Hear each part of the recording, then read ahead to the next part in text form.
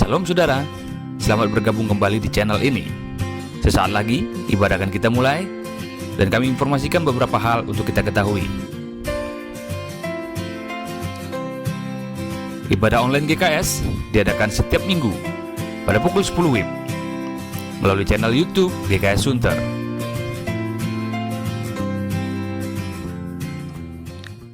Ibadah sekolah minggu juga diadakan secara online melalui Zoom setiap minggu pada pukul 10.30.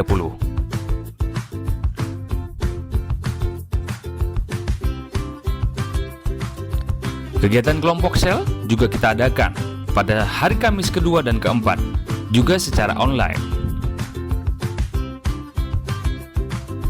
Bagi Bapak Ibu yang ingin menabur, persembahan dan juga persepuluhan, silakan transfer ke nomor rekening berikut ini.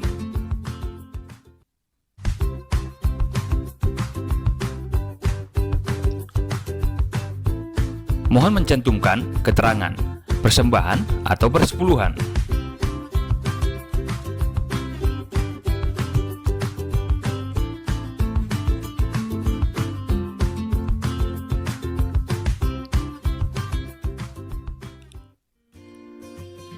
Untuk mengupdate informasi Anda, silakan follow YouTube, Instagram, dan Facebook Gereja Kemuliaan Sion.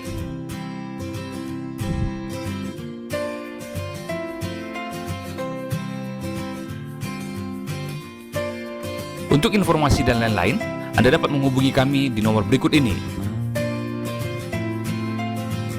Terima kasih, Tuhan Yesus memberkati. Shalom saudara, kiranya sukacita, damai sejahtera Allah Bapa kita ada melimpah bagi kita semua. Kitab Roma 12 ayat 11 berkata demikian, janganlah hendaknya kerajinanmu kendor, biarlah rohmu menyala-nyala dan layanilah Tuhan. Kami percaya setiap kita yang bergabung dalam ibadah pada hari ini, kita mau beribadah dengan roh yang menyala-nyala. Mari kita satukan hati kita dan kita berdoa untuk mengawali ibadah ini. Kami bersyukur Tuhan karena Tuhan selalu memberkati kami. Tuhan tidak pernah meninggalkan kami, bahkan selalu menolong kami ketika kami ada dalam titik terendah dalam kehidupan kami Tuhan. Terima kasih Bapa, hari ini umat-Mu kembali menyatukan hati. Kami bersama-sama Tuhan ingin memuji, menyembah, dan meninggikan Engkau. Kami tahu Tuhan hadirat-Mu ada dan boleh kami rasakan Tuhan. Terima kasih Bapa, kami juga percaya bahwa ada perkataan firman yang ingin Kau sampaikan bagi kami, untuk kami terima menjadi kekuatan bagi kami ya Tuhan. Terima kasih Bapa, terima kasih. Kami mau persiapkan hati kami Tuhan seluas-luasnya untuk Engkau. Biar melalui ibadah ini Tuhan, kami boleh menaikkan pujian syukur kami bagi Engkau, sehingga hati-Mu disenangkan. Ya Bapa, kami percaya berkat menjadi bagian setiap kami Tuhan. Oleh karenanya Tuhan, ini kami Bapa, ini persembahan kami. Kami memulai ibadah ini dengan ucapan syukur di dalam nama Tuhan Yesus Kristus. Haleluya. Amin. Mari kita angkat satu pujian. Yesus yang selalu menolong di dalam setiap kehidupan kita.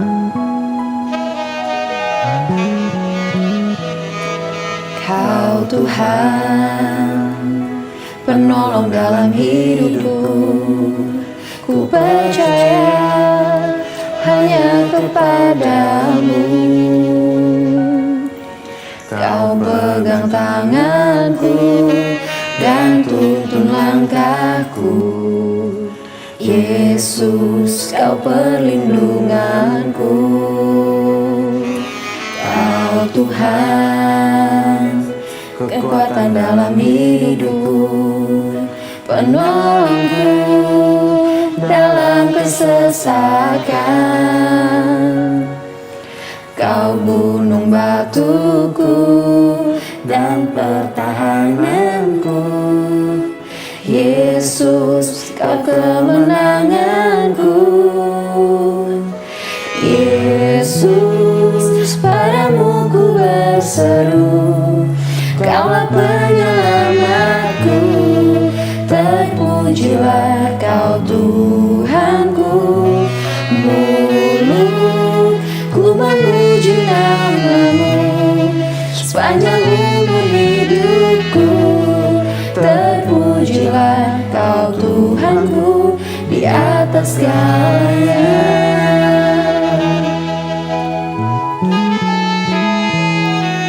Kau Tuhan,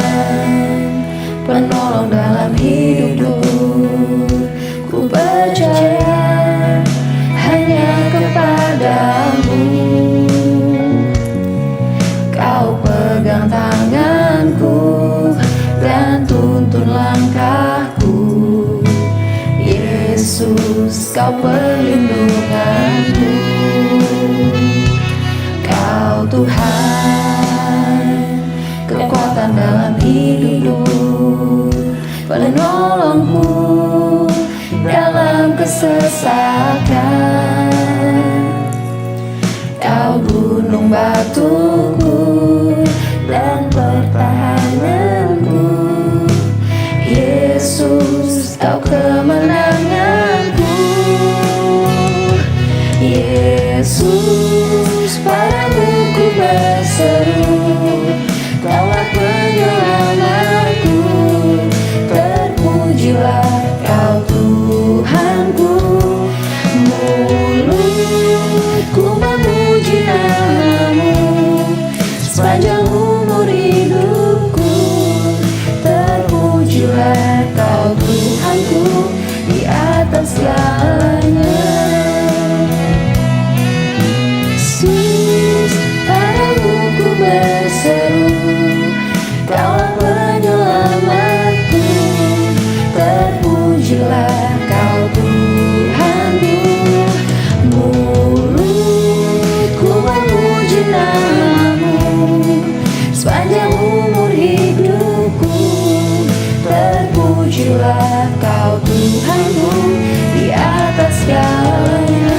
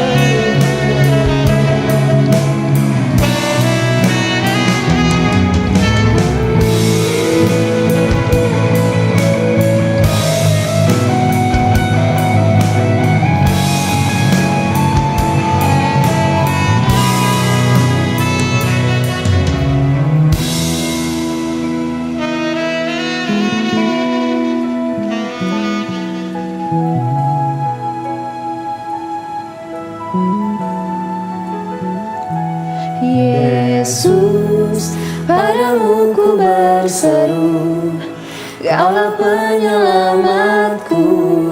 Terpujilah Kau Tuhanku. Yesus, padamu ku berseru, Kaulah penyelamatku. Terpujilah Kau Tuhanku, mulutku memuji nama-Mu sepanjang umur hidupku. Terpujilah Kau Tuhanku di atas segalanya.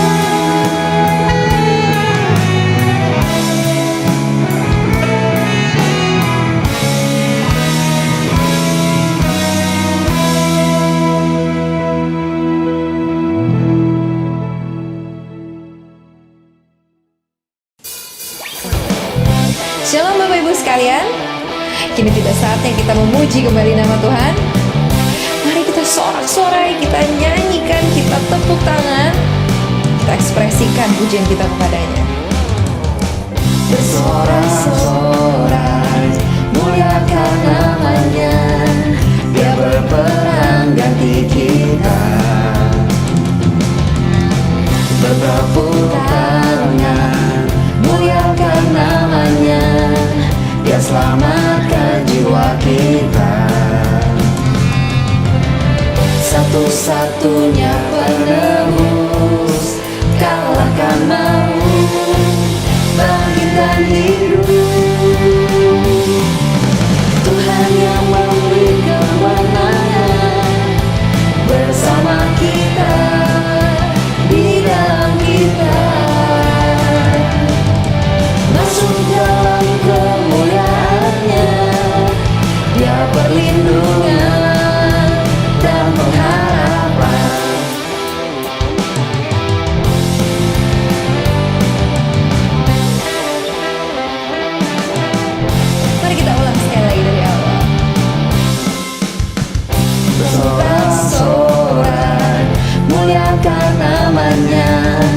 Dia berperang ganti kita.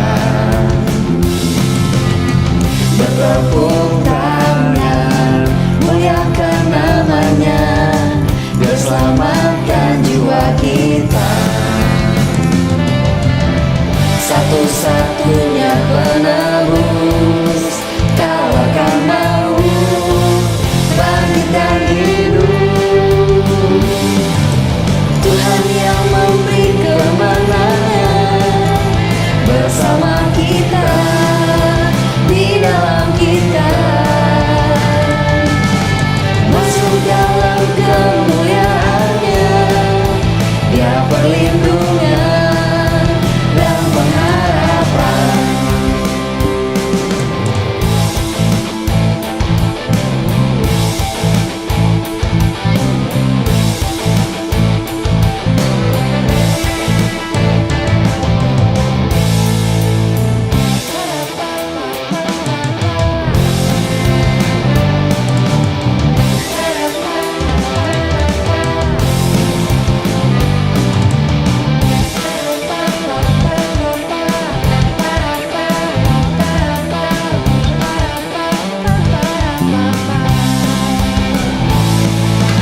Tuhan yang memberi kemenangan, bersama kita, di dalam kita.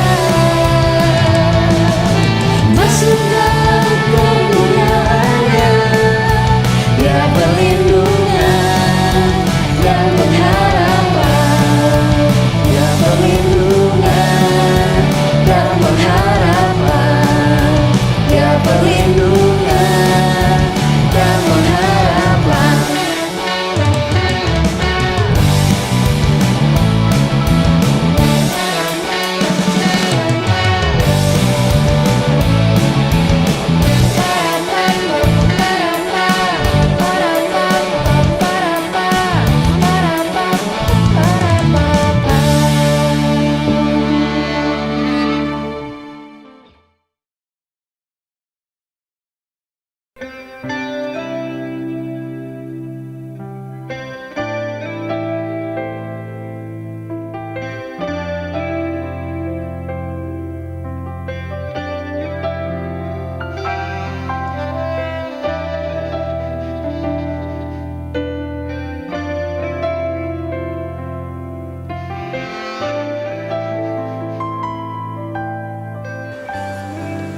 Ku pandang wajah-Mu dan berseru, pertolonganku datang dari-Mu. Peganglah tanganku, jangan lepaskan. Kaulah harapan dalam hidupku.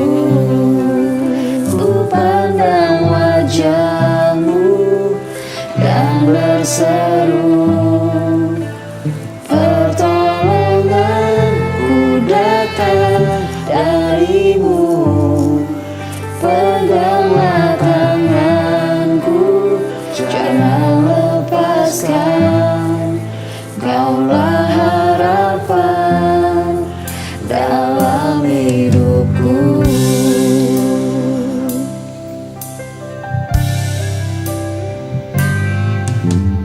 Bukan dengan kekuatanku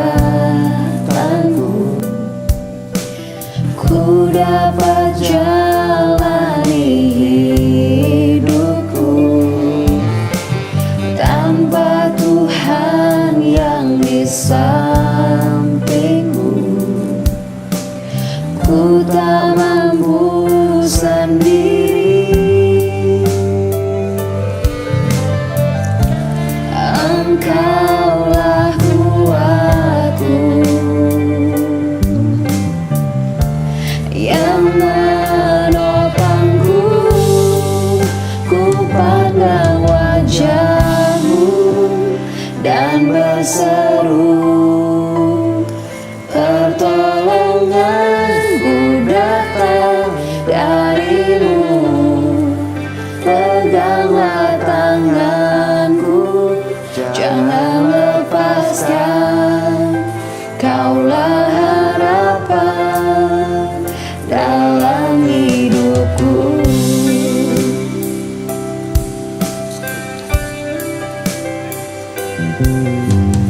bukan dengan kekuatanku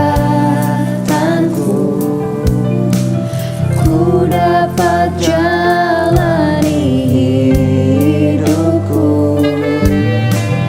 Tanpa Tuhan yang di sampingku, ku tak mampu sendiri.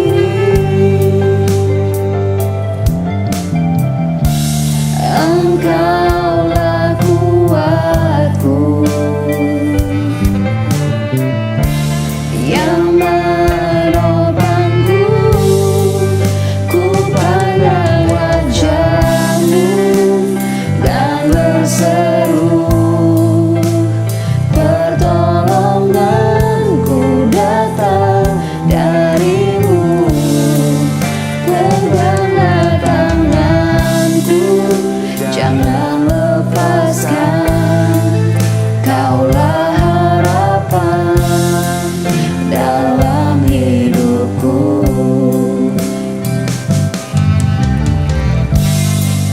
Ku pandang wajah-Mu dan berseru, pertolonganku datang dari-Mu.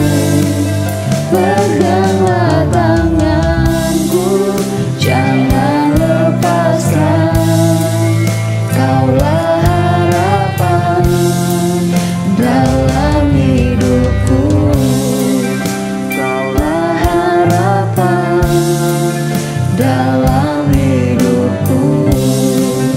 Kaulah harapan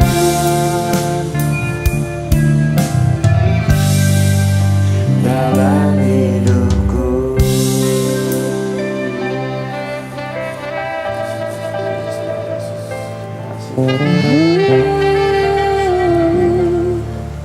Kaulah harapan kami, glory bagi-Mu. Haleluya.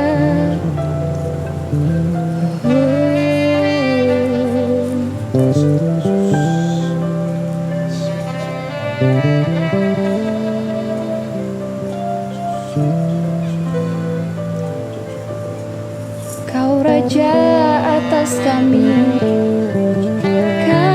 tinggikan Engkau.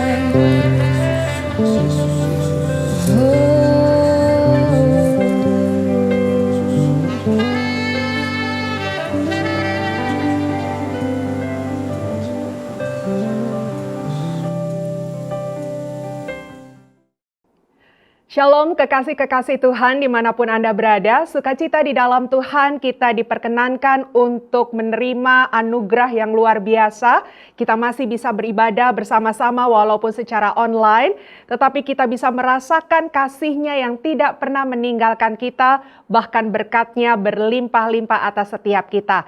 Dan saatnya kita akan mendengarkan kebenaran firman Tuhan, dan sebelumnya mari kita satu di dalam doa. Bapa Surgawi, di dalam nama Tuhan Yesus Kristus, kami bersyukur untuk kemurahan-Mu, untuk anugerah-Mu yang luar biasa dalam kehidupan kami. Sehingga pada hari ini Tuhan, kami boleh memuji-muji akan Engkau. Bahkan sebentar kami akan diberkati dengan kebenaran firman Tuhan yang akan menerangi kami dan menuntun setiap langkah-langkah kami. Roh Kudus, bukalah pikiran kami, terangkan mata kami untuk bisa menangkap apa yang Engkau sampaikan lewat hamba-Mu pada saat ini ya Tuhan. Dan kami percaya firman Tuhan akan menjadi kekuatan bagi setiap kami. Kami siap diberkati di dalam nama Tuhan Yesus Kristus. Amin. Bapak Ibu Saudaraku yang kekasih di dalam Tuhan, hari ini saya rindu berbicara sesuatu yang penting, yang layak untuk kita miliki, terutama di tengah-tengah situasi yang sedang kita alami. Hari ini saya rindu berbicara mengenai kesabaran. Mudah untuk diucapkan Bapak Ibu Saudara, tetapi saya tahu sekali ini satu tindakan yang sangat sulit untuk dikerjakan. Dan tadi saya katakan bahwa kita ini sekarang berada dalam situasi yang tidak menentu, yang tidak bisa ditebak arahnya kemana. pandemi belum kunjung berakhir, kita masih harus beribadah, bahkan hari ini secara online adanya, ekonomi mengalami goncangan, politik juga mengalami goncangan, dan berita-berita beredar di telinga kita sangat-sangat tidak menyenangkan. Dan ini sangat berpotensi untuk selalu mengocok emosi kita, sehingga kita keinginannya kesal, marah, kecewa, khawatir, dan lain sebagainya. Tetapi Bapak Ibu Saudaraku yang kekasih, mari kita lihat apa yang Alkitab ajarkan kepada kita. Saya akan mengajak Bapak Ibu Saudaraku yang kekasih untuk melihat firman Tuhan yang terambil dari kitab Kolose pasalnya yang ketiga, ayatnya yang ke-12. Alkitab berkata demikian. Karena itu, sebagai orang-orang pilihan Allah yang dikuduskan dan dikasihinya, saya percaya kita akan mengaminkan bahwa saudara dan saya adalah orang-orang yang dikuduskan Tuhan dan dikasihi Tuhan. Nah, untuk kita semua, apa yang Alkitab ajarkan kepada kita, kenakanlah belas kasihan. Lalu kemudian dikatakan, kenakanlah kemurahan, kerendahan hati, kelemah lembutan, dan yang terakhir, kesabaran. Jadi bagi kita anak-anak Tuhan, umat Tuhan, Alkitab berkata seyogianya saya dan saudara mengenakan atribut-atribut yang tadi saya sampaikan, dan salah satunya adalah kesabaran. Nah, kalau kita lihat orang yang sabar itu seperti apa katanya Alkitab, sehingga firman Tuhan meminta kita untuk menjadi orang yang sabar, Bapak Ibu. Amsal 16 ayatnya yang ke-32. Orang yang sabar melebihi seorang pahlawan. Orang yang menguasai dirinya melebihi orang yang merebut kota. Luar biasa, lihat dikatakan, orang sabar itu lebih dari seorang pahlawan. Coba bayangkan, kalau kita mendengar kata pahlawan di telinga kita, maka kita langsung membayangkan seorang yang hebat, seorang yang kuat, seorang yang cerdas, seorang yang luar biasa. Wow, kalau sudah dengar, dia pahlawan, kita sudah tidak ragu lagi dia orang hebat. Tetapi kemudian Alkitab berkata, hey, ada orang yang lebih hebat daripada seorang pahlawan. Dan siapakah orang itu? Seorang yang sabar. Jadi kalau kita adalah seorang yang memiliki kesabaran dalam hidup ini, kita ini kuat, kita ini luar biasa. Bahkan digambarkan lebih dari seorang pahlawan. Nah, untuk itu Bapak Ibu Saudaraku yang kekasih, kalau Alkitab mengajarkan dan meminta kita demikian, maka seyogianya kita harus mengikutinya.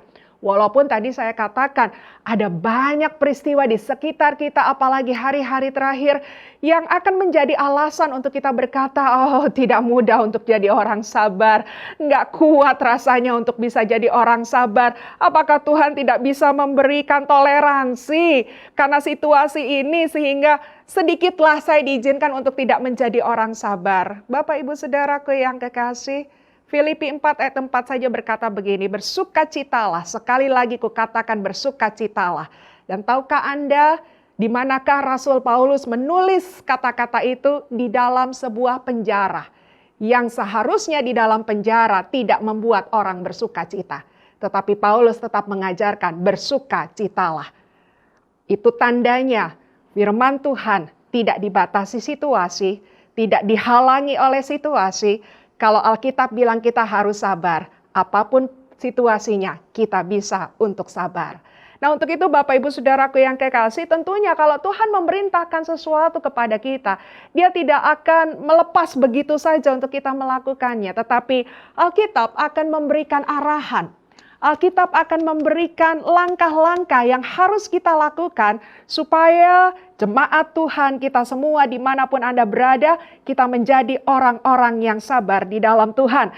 Sekarang saya mengajak Anda untuk melihat kitab Yakobus. Kitab Yakobus pasalnya yang pertama, ayatnya yang ke-19 ya sampai dengan ayatnya yang ke-22. Tetapi kita akan lihat satu persatu ayat tersebut yang akan menuntun kita bagaimana menjadi orang yang sabar. Yakobus pasal yang pertama ayatnya yang ke-19 sampai dengan ayatnya yang ke-20. Hai saudara-saudara yang kukasihi, ingatlah hal ini. Setiap orang hendaklah cepat untuk mendengar. Perhatikan baik. Setiap orang hendaklah cepat untuk mendengar, tetapi lambat untuk berkata-kata dan juga lambat untuk marah. Ayat 20, sebab amarah manusia tidak mengerjakan kebenaran di hadapan Allah. Nah, ini menarik saudaraku yang kekasih. Alkitab berkata begini, hendaknya saudara dan saya jadi pribadi yang kalau dengar sesuatu, kalau melihat sesuatu, cepat untuk menangkap. Ya, cepat. Jadi jangan sampai lemot, kata anak sekarang, jangan sampai loadingnya lama, nggak ngerti apa yang terjadi gitu ya. Jadi kalau ada yang terjadi, cepat untuk menangkap, cepat untuk mendengar. Tetapi lambat untuk berkata-kata, ya, dan juga lambat untuk marah. Kalau kita perhatikan dalam bahasa Inggris, maka kata sabar itu sama dengan ya kata-katanya patient. Patient. Jadi kalau orang Inggris bilang sabar itu patient. Tetapi orang Inggris juga punya kata-kata lain yang artinya sabar, yaitu slow to anger, ya, slow to anger. Jadi slow to anger itu artinya sabar, dan kalau diartikan satu persatu katanya, slow to anger itu artinya lambat untuk marah. Anger itu marah.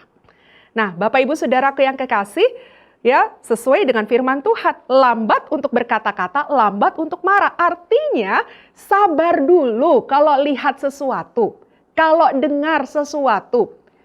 Nah, kebalikannya memang di antara kita ini adalah orang yang quick respon.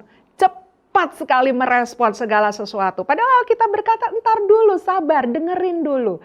Jangan terburu-buru menjawab. Ya, jangan terburu-buru merespon apa yang disampaikan.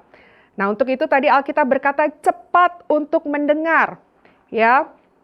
Nah, saudaraku yang kekasih di dalam Tuhan, karena amarah di dalam manusia itu tidak mengerjakan yang benar. Nah, ini kan mengingatkan kita ya, kenapa dalam tubuh kita ada 2 telinga dan 1 mulut.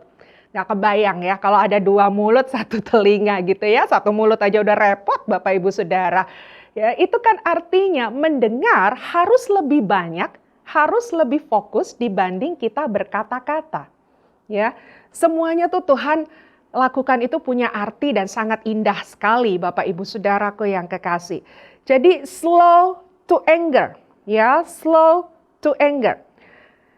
Karena dikatakan begini, ya, ketika ada sesuatu yang kita tangkap, lambat untuk mendengar. Nah, ini kan berarti ketika ada peristiwa yang kita tangkap begitu ya.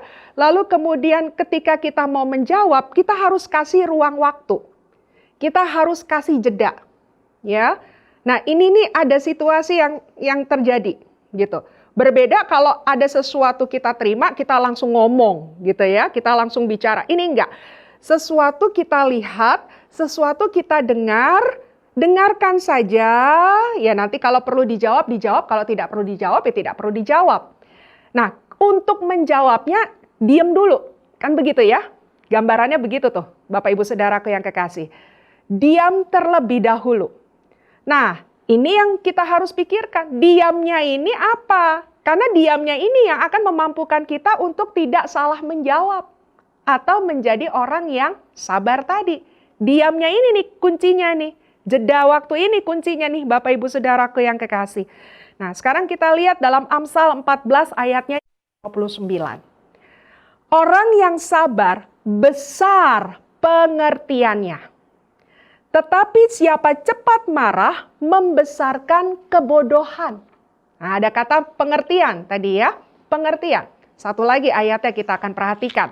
Amsal 19 ayatnya yang ke-11.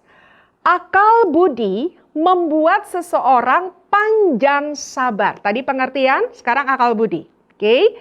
Dan orang itu dipuji karena memaafkan pelanggaran.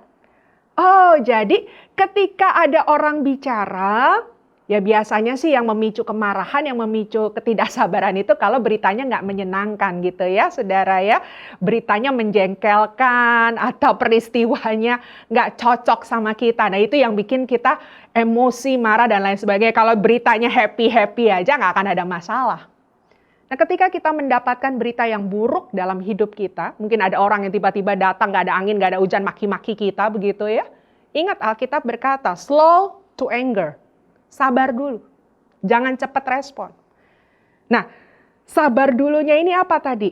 Orang sabar, besar pengertiannya. Oh, kita mesti bangun pengertian dulu nih, Bapak Ibu Saudara.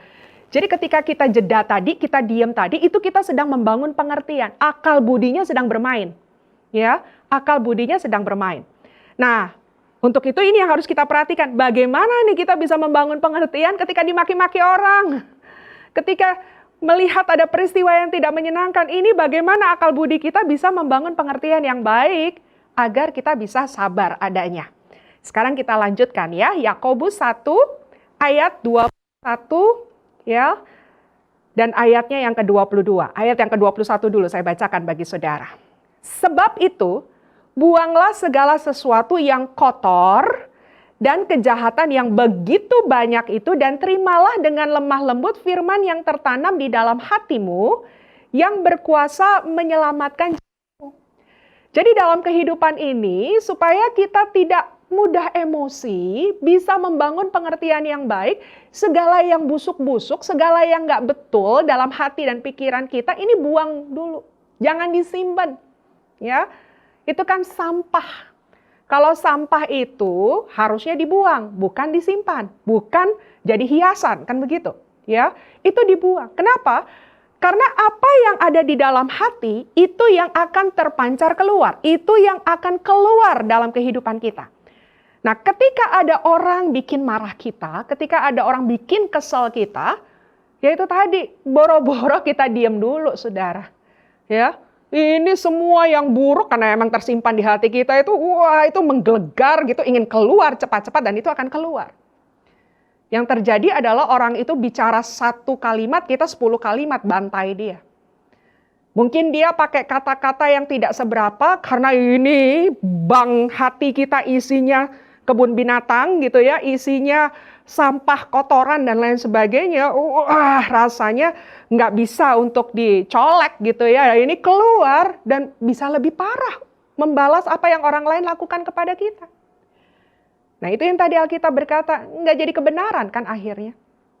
Nah untuk itu dalam kehidupan sehari-hari kita harus peka, jangan izinkan sesuatu yang buruk tersimpan di hati. Kalaupun sempat masuk, ayo cepat bereskan. Gitu ya, cepat bereskan supaya kalau nanti ada peristiwa yang kita tidak harapkan, kita tidak menjadi orang yang error katanya orang dunia. Ya, itu orang kok seperti itu, ya, katanya anak Tuhan dan lain sebagainya. Jadi jangan disimpan kata Alkitab. Lalu yang berikutnya dikatakan begini, ayat yang ke-22. Tetapi hendaklah kamu menjadi pelaku firman dan bukan hanya pendengar saja. Sebab jika tidak demikian kamu menipu diri sendiri. Jadi hidup ini harus menjadi pelaku firman. Apa yang firman Tuhan katakan, lakukan. Apa yang firman Tuhan sampaikan, kerjakan. Seperti itu. Nah itu harus dibiasakan. Ingat ya, kita lagi belajar membangun pengertian dan akal budi supaya kita jadi orang sabar. Nah membangunnya bagaimana? Alkitab berkata, jadi pelaku firman. Kapan? Pada saat dimarahin orang, ya udah telat saudara. Ya, pada saat peristiwa buruk terjadi, itu ya udah nggak keburu seperti itu. Jadi kapan kita harus melakukan firman? Setiap hari, setiap saat. Even tidak ada peristiwa yang buruk. Tidak ada pergumulan, tidak ada tantangan. Kita sudah harus melatih diri untuk selalu melakukan firman Tuhan. Nah, kalau kita membiasakan diri menjadi pelaku firman Tuhan, apa yang terjadi? Hal yang pertama, akal budi ini diperbaharui senantiasa, betul? Ya. Roma 12 ayat yang kedua berkata, janganlah kamu menjadi serupa dengan dunia ini, tetapi berubahlah oleh pembaharuan budimu, sehingga kamu dapat membedakan manakah kehendak Allah, apa yang baik, yang berkenan kepada Allah, dan yang sempurna. Kalau kita bergaul dengan firman Tuhan, maka firman Tuhan akan memurnikan kita. akan menyucikan kita. Kita akan punya akal budi yang benar, yang bersih, yang sehat. Sehingga kalau ada peristiwa datang, ini akal budi nggak keruh nih. Dia langsung bisa membedakan, ini maksudnya apa ya? Ini harus bagaimana ya? Saya harus respon apa ya? Akal budinya jadi benar, Bapak Ibu Saudaraku yang kekasih. Lalu kemudian dikatakan bahwa batin niat kita ini kan memang harus diperbaharui dari hari lepas hari. Jadi kalau kita dekat dengan firman Tuhan, maka akal budi kita akan diperbaharui. Nah, ingat tadi kalau akal budi diperbaharui, semakin berjalan dalam kebenaran, maka kita akan semakin indah di dalam Tuhan. Lalu yang berikutnya, yang kedua, kalau kita dekat dengan firman Tuhan, maka kita punya kemampuan untuk membedakan, ya, untuk membedakan apa yang sedang terjadi dalam kehidupan kita. Jadi kita punya kepekaan, Bapak Ibu. Saya kasih contoh begini. Hari ini saya bicara mengenai kesabaran. Dan inilah yang sebetulnya Tuhan sampaikan menjelang memasuki bulan ini. Ya. Dan ketika Tuhan menaruh ya hal itu di dalam hidup saya, secara kemanusiaan saya was-was. Kenapa? Karena kalau Tuhan ingin menyampaikan sesuatu, prosesnya nggak jauh-jauh beda nih. Jadi saya pikir gini, waduh, kesabaran nih. Berarti tidak terlepas dari saya yang dapat firman itu dari Tuhan, saya pun akan diproses sama Tuhan. Berarti kalau diproses, saya akan diizinkan berhadapan dengan perkara-perkara yang bikin saya nggak sabar, yang bikin saya marah, yang bikin saya kesel, yang bikin saya bisa merespon dengan tidak baik. Dan betul Bapak Ibu Saudaraku yang kekasih, ya, memasuki bulan ini ada saja peristiwa-peristiwa yang tidak pada tempatnya, gitu ya, yang memicu emosi, kekesalan dan lain sebagainya. Misalnya saya kasih contoh. Saya bertanggung jawab untuk siaran rohani di radio, gitu ya. Nah, karena kita WFH semua, jadi saya memproses tappingan radio saya dari rumah. Dengan alat-alat yang ada, nanti saya rekaman, begitu ya Bapak Ibu, lalu nanti saya kirimkan ke kantor untuk diedit, ya, diperbaharui atau diperindah, lalu kemudian nanti diudarakan. Lalu saya hari itu ya sudah menyiapkan semua yang ada dan saya mulai rekaman. Dan rekamannya itu 43 menit lamanya. Cukup lama ya, 43 menit. Saya rekaman, saya berbicara dan lain sebagainya. Dan selesai saya rekaman, saya puas sekali dengan rekaman saya. Saya bilang, wah puji Tuhan, ya kata-katanya cukup bagus, isinya juga tersampaikan baik, sayanya juga enjoy ketika rekaman itu. Jadi saya senang sekali ketika rekaman itu selesai. Tetapi ketika saya menengok ke arah kanan saya terkaget Bapak Ibu Saudara. Jadi mikrofon yang saya pegang sepanjang rekaman itu mikrofon berkabel.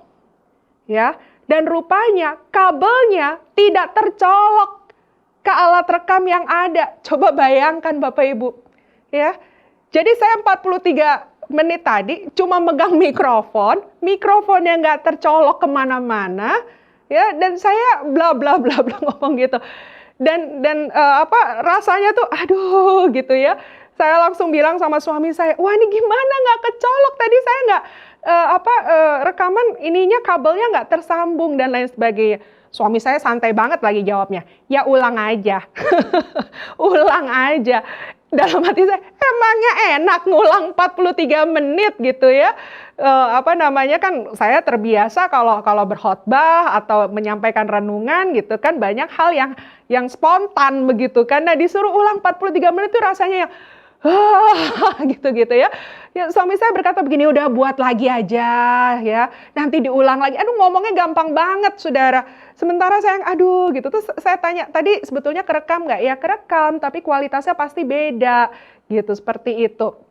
Itu rasanya saya udah mau marah, ya mau marah sama siapa, itu kan salah saya sendiri gitu ya. Bapak Ibu Saudara, saya nggak ngecek dengan seksama gitu, kabelnya tercolok atau tidak, seperti itu. Tapi mau nggak marah, rasanya saya pengen marah. Tetapi kemudian saya ingat, ya bulan ini lagi bicara soal kesabaran. Ya bulan ini Tuhan lagi special message buat saya dan orang-orang di sekitar saya pastinya sedang bicara soal kesabaran. Jadi ini adalah sesuatu yang pastinya menguji untuk saya sabar. Sehingga saya memutuskan Bapak Ibu Saudaraku yang kekasih untuk tidak menjadi kesal, untuk tidak menjadi marah. Lalu kemudian saya tanya baik-baik sama suami saya, ini gimana, masih bisa ketolong nggak? Hasilnya masih lumayan atau tidak? Ya walaupun pasti tidak sama seperti yang seharusnya, tapi apakah ini masih berkualitas dan masih bisa diedit dan lain sebagainya? Ya suami saya bilang ya bisa sih, tetapi ya tidak akan sempurna. Tetapi ketika saya dengar, ya sudahlah masih bisa, dan nggak apa-apa, dikirim saja. Dan ya hari itu saya merdeka dari kemarahan. Hari itu saya merdeka dari kekesalan. Ya, karena biasanya kalau kita kesal kan kesalnya nggak hanya berhenti sampai di satu peristiwa yang kita hadapi gitu ya Bapak Ibu ya. Kita bisa bawa kekesalan kita berjam-jam kemudian nanti makan nggak enak, ngobrol sama orang nggak senang dan lain sebagainya. Wah merusak hari tentunya seperti itu. Jadi hari itu saya punya kemampuan, tunggu, ini ujian nih, saya harus membedakan gitu ya, ini ujian, jadi nggak boleh kalah gitu. Nah akal budi kita akan dikuasai oleh Roh Kudus untuk mampu membedakan. Karena yaitu tadi, karena kita dilatih oleh firman Tuhan untuk peka terhadap segala sesuatu. Hei, bulan ini kan memang tema hidupmu adalah kesabaran. Jadi kalau ini terjadi, diizinkan terjadi, itu tandanya kamu lagi diproses untuk itu ya, jangan kalah. Nah, untung saya bisa sadar akan hal itu, Bapak Ibu Saudaraku yang kekasih. Kalau tidak, wah, ya, akan rusak gitu ya sepanjang hari yang indah yang Tuhan anugerahkan kepada kita. Jadi kenapa kita harus menjadi pelaku firman? Supaya kita terlatih untuk menjadi peka. Bisa membedakan apa yang sedang terjadi sebetulnya. Nah yang ketiga. Kita selalu bergaul dan diproses untuk melakukan firman Tuhan. Kita akan punya hikmat. Amsal 26 ayat 4 bilang begini, jangan menjawab orang bebal menurut kebodohannya, supaya jangan engkau sendiri menjadi sama dengan dia. Jawablah orang bebal menurut kebodohannya, ayat yang kelima, supaya ia menganggap dirinya bijak. Ini ada orang datang-datang marah sama kita, nggak jelas ngomongnya apa dan lain sebagainya gitu. Nah, kalau kita melekat sama Tuhan, kita berjalan melakukan firman Tuhan, nanti Roh Kudus akan kasih hikmat. Ya, misalnya perlu dijawab nggak orang ini? Atau ya sudah diamkan saja. Yang kedua, kalau dijawab, jawabnya apa? Gitu. Ya, jawabnya apa? Jadi kita nggak sembarangan. Ada orang begitu ya menyampaikan sesuatu sama kita, kita jawab bukannya selesai masalahnya, bukannya mereda emosinya makin meledak-ledak. Nah, jangan-jangan kita salah jawab kan begitu kan? Nah, kita minta hikmat. Tuhan, saya mesti jawab apa nih? Karena dari ayat tadi yang kita pelajari, segala sesuatu harus sesuai. Ya, harus sesuai. Jangan yang nggak nyambung, ya kata anak sekarang gitu ya, nggak nyambung loh gitu, jawab nggak nyambung gitu ya. Atau dia nggak ngerti gitu ya, tetapi harus pas. Dia sebetulnya apa, menyampaikan apa, nah kita jawabnya apa. Nah, itu Roh Kudus yang akan tolong kita. Itu Roh Kudus yang akan tolong kita. Hikmat. Jadi Bapak Ibu Saudaraku yang kekasih, lihat ya, kalau kita bergaul dengan firman Tuhan, akal pikiran kita akan diproses oleh firman Tuhan, sehingga kalau ada peristiwa terjadi, kita bisa menjadi orang yang sabar dalam menghadapinya. Saya tutup dengan satu cerita yang ada di dalam Alkitab, di dalam 2 Samuel pasal yang ke-16 ayat 5-14. Dalam kesempatan lain nanti Bapak Ibu bisa baca sendiri. Tapi saya kasih gambaran ya, cerita ini seperti apa. Ini tentang Raja Daud. Jadi Raja Daud waktu itu harus keluar dari istananya karena anak kandungnya mengkudeta. Waduh, bayangkan ya perasaannya kayak apa nih. Seorang bapak dikudeta anaknya sampai harus terusir dari kerajaannya. Ketika dia lagi melakukan perjalanan keluar dari istana, ada seseorang namanya Simei, saudara. Simei ini memang masih kerabatnya Raja Saul. Dan di sepanjang jalan, Simei ini bukannya memberikan kata-kata baik, bukannya mendoakan dan lain sebagainya. Tapi si Simei ini ngutukin Daud, menghina, jelek-jelekin Daud, gitu ya. Waduh gitu, sepanjang jalan ngatain. Lalu panglimanya Raja Daud sendiri udah mulai emosi nih.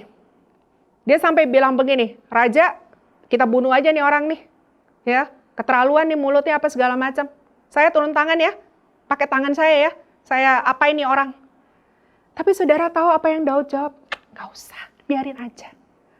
Kalau Tuhan mengizinkan peristiwa ini terjadi, biarkan terjadi. Biarkan terjadi. Wow. Ya, Daud bisa punya pengertian sampai seperti itu. Kalau si Mei itu marah-marahin kita, karena itu seizin Tuhan, biarkan saja. Karena pasti Daud tahu, kalau Tuhan mengizinkan sesuatu terjadi, ada sesuatu yang baik yang Tuhan sedang kerjakan dalam hidup kita. Singkat cerita, kita tahu akhir hidupnya Simei, ya, bagaimana pembelaan Tuhan terjadi buat Daud, ya, di mana akhirnya Tuhan berurusan sama Simei. Tapi lihat bagaimana cara Daud merespon situasi itu. Dia biarin aja. Loh, dia raja, saudara. Dia punya panglima yang tinggal, oke, bunuh aja. Sikat aja. Ya mungkin tidak ada orang yang menyalahkan kalaupun Simei itu dibunuh kala itu. Tapi Daud berkata biarin aja. Biarin aja. Kan kita nggak tahu. Kalau itu Tuhan gimana? Biarin aja. Kalau Tuhan yang mengizinkan sesuatu terjadi, maka itu pasti ada tujuan yang baik. Dan kalau Tuhan punya tujuan yang baik, Tuhan yang akan menyelesaikan apa yang terjadi bagi setiap kita. Karena dialah pembela kita. Untuk itu Bapak Ibu Saudaraku yang kekasih, mari putuskan hari ini untuk menjadi pribadi yang memiliki kesabaran. Karena Tuhan ingin kita menikmati hidup ini, menikmati berkat-Nya, tidak dengan rasa kecewa, tidak dengan sakit hati, tidak dengan kemarahan, tetapi dengan hati yang penuh dengan sukacita. Mari kita berdoa. Segala kemuliaan, pujian, hormat, syukur hanya bagi Engkau ya Bapa. Kami berterima kasih untuk anugerah dan rahmat-Mu yang Kau berikan kepada kami.